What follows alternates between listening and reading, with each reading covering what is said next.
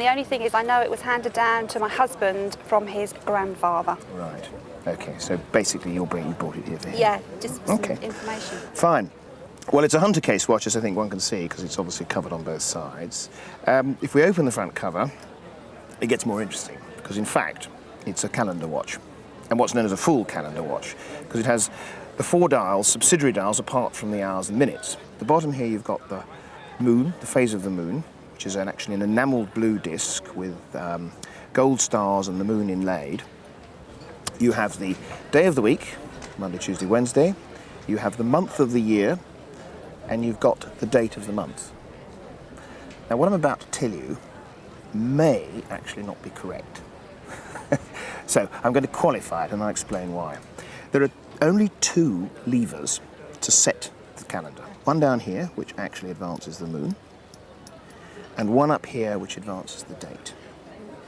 Now, usually that's the sign of a particular type of calendar, but without having a watchmaker's bench and taking the whole dial off, I cannot be 100% sure.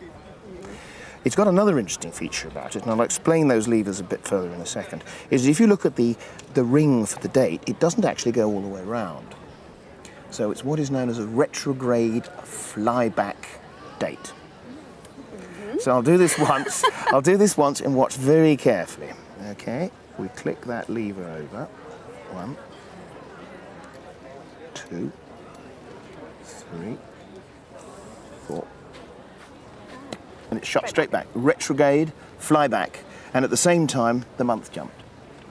So instead of going all the way around, As a gets to normal one point, would do, yes. Yeah. It actually, it's winding itself like a kind of ratchet under the dial and then flicks back. It's just an added feature, but it's much rarer than the normal circular date. Usually these calendar watches have the 4 dials and the date just goes round and round in circles like the rest.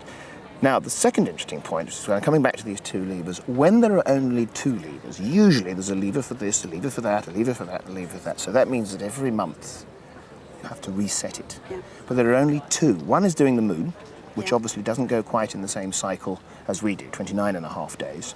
And the other one sets the calendar. If there's only one lever setting the calendar, it's almost undoubtedly a sign of a perpetual calendar.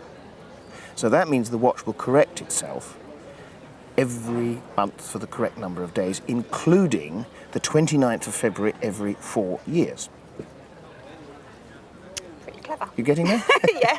Providing, of course, you keep it wound up for 4 years. Yeah. But obviously, since they are connected together, effectively you can reset the watch forward to the correct time just by flicking on the lever. So, that is the most interesting part of it, actually, because when we open it up, I was rather hoping to see a wonderful engraved backplate with an English signature of some famous maker, but actually the backplate is very plain. And there's a couple of things I can tell you from that. The first is that the watch movement, certainly, and probably the whole watch, was made in Switzerland. Right.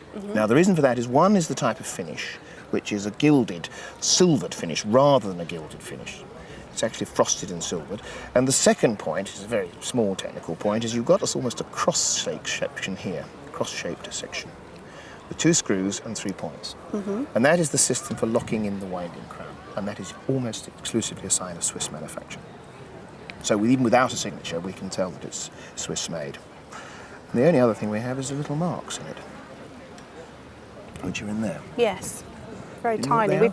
they We've tried to look at home under magnifying glasses and had friends around, but none of us got good enough eyesight to It's see actually, them. it's actually the English date letter hallmarks. Oh, right.